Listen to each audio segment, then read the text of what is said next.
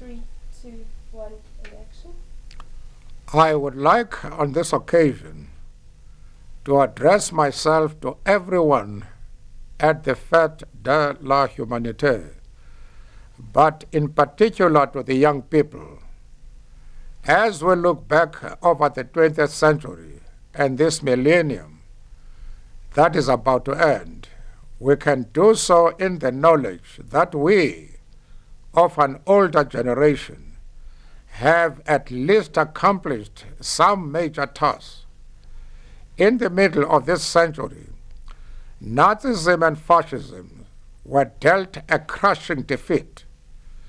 In the second half of this century, the colonial system that deprived the majority of the world's people of basic rights was defeated.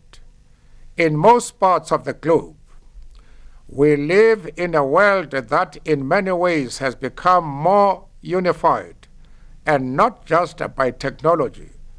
There is a greater awareness of different backgrounds and values, greater tolerance, and indeed a celebration of diversity within the context of a common humanity. But who would dare to claim that all the world's problems have been solved?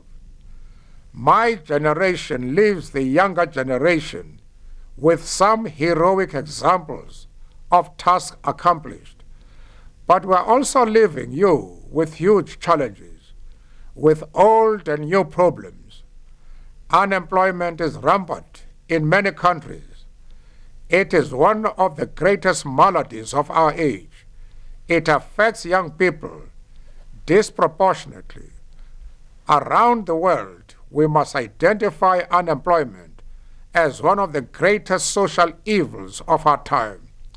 If this 19th century was an era of mass emigration from Europe to the developing world, the second half of our century has seen a reverse process. Millions and millions of people from developing countries have moved as economic refugees to the more developed countries. Those who uncritically praise the merits of globalization are usually the very ones to decry this aspect of globalization.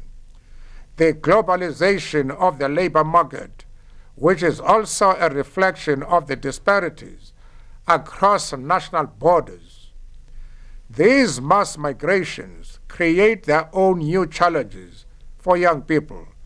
For instance, there is a generation that often no longer feels it belongs to their parents' countries, and yet also does not feel part of their new country of adoption.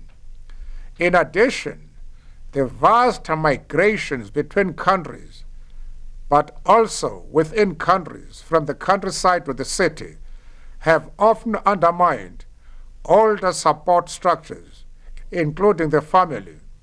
Young people find themselves thrust out on their own into the world without special support networks.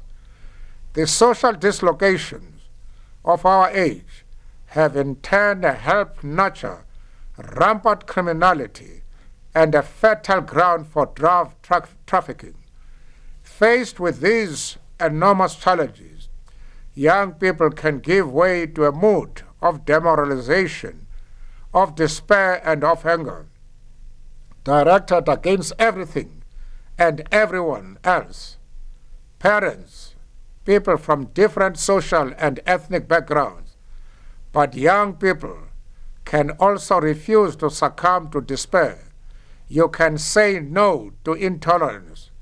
You can and must assume responsibility for changing the world and improving the lot of all peoples. I wish you every success in your deliberations. The future is in your hands.